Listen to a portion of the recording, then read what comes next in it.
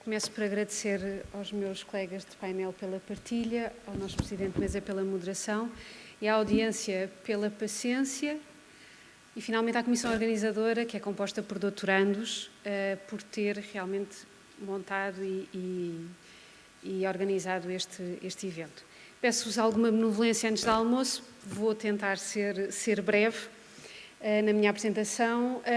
Venho então falar-vos de literatura, leitura e censura no século das luzes, na sequência da investigação que tenho feito nos últimos anos, sobretudo para o meu doutoramento, e onde trabalhei muito a maneira como o discurso filosófico, sobretudo filosófico e cultural, acaba por ter depois uma concretização e um cruzamento também com o discurso político, com especial incidência nas reformas pombalinas.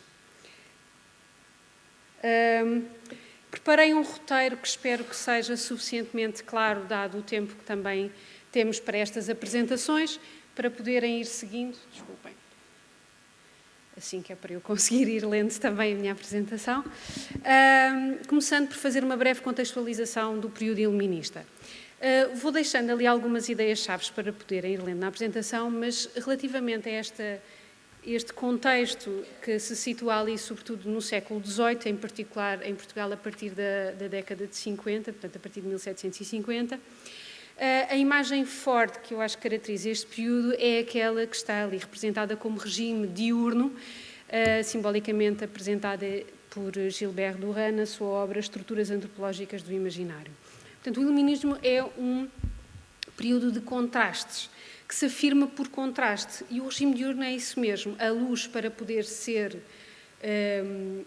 a luz quando se projeta acaba por ter sempre uma dimensão de sombra, ao contrário dos regimes noturnos, que são sempre regimes de sombra e autónomos e, portanto, não têm esses contrastes. O iluminismo é isso mesmo. E como é que nós podemos ver isso? Vemos, sobretudo, através de discursos dicotómicos que leem o passado à luz do ideário do presente e que têm uma leitura negativa e muitas vezes pejorativa do passado que os antecedeu. Não um passado muito recuado, um passado próximo, e que eles vão tentar combater na afirmação dos novos valores.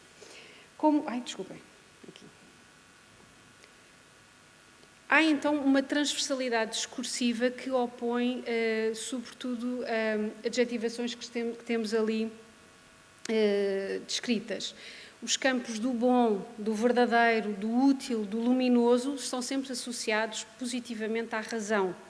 Ao contrário, as adjetivações como mau, falso, inútil, obscuro são sempre associados à ignorância. E nós vemos isto em diversos autores iluministas, tanto no campo literário, que é aquilo que eu vou tentar depois limitar-me, mas sobretudo também filosófico, científico, cultural num sentido mais lato. Tenho ali alguns exemplos de obras, sobretudo as duas primeiras, onde podem ver que, logo no título, Arte Poética ou Regras da Verdadeira Poesia, não é da poesia, é da verdadeira. O que pressupõe que há uma que não é verdadeira, que não é boa, que é falsa. E, portanto, vamos combater. E o discurso sobre o bom e verdadeiro gosto na filosofia. Este junto aos dois, porque só ser só verdadeiro ou só ser bom não é suficiente. Portanto, vamos ser verdadeiro e bom para percebermos aquilo que estamos realmente a falar.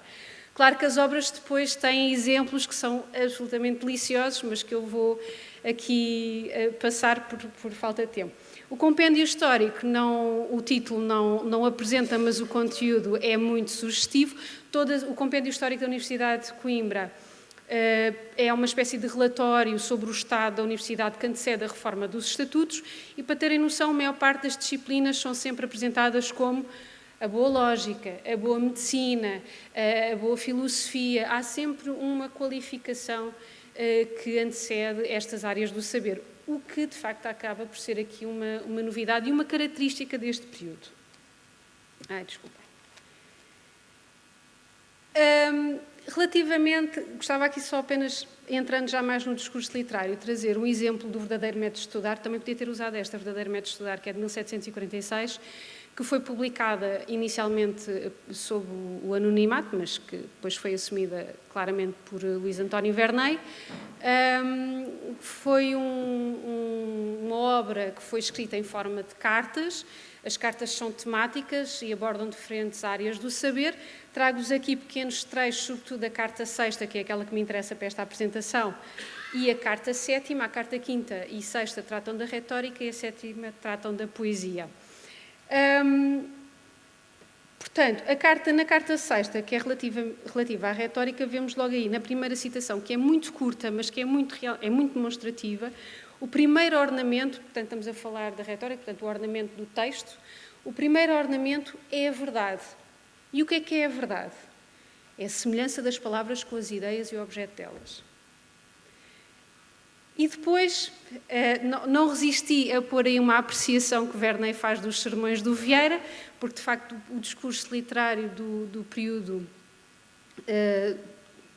do iluminismo acaba por ser uma reação muito forte contra o barroco, portanto, o que antecedeu, e nós sabemos que o ornamento retórico dos textos deste período realmente é muito rico, e sobre os sermões do Vieira, que são deliciosos, o que Verney tem a dizer é que são daquelas teias de aranha bonitas para se observarem, mas que não prendem ninguém. Portanto, é tudo muito bonito, mas o conteúdo, de facto, é inútil, não serve. E, portanto, não corresponde aos padrões de verdade e de beleza, posto nestes termos, que à época se tentava veicular.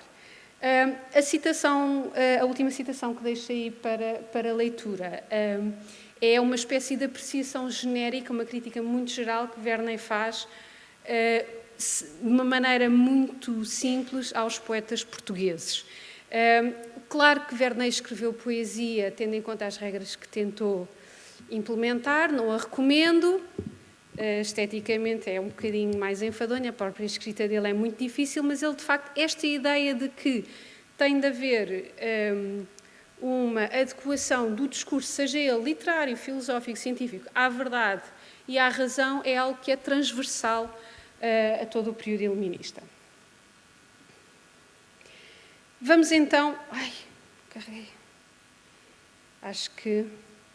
espero não ter aqui estragado o ponteiro. Bom, no campo literário, como eu estava a dizer, e como já vimos também pela obra de Verney de 1746, que é um exemplo, confesso que Verney será o autor mais polemista, portanto não foi escolhido por acaso, mas ainda assim é um bom exemplo. No campo literário, de facto, a crítica assume-se essencialmente como uma divergência relativamente à forma literária do barroco.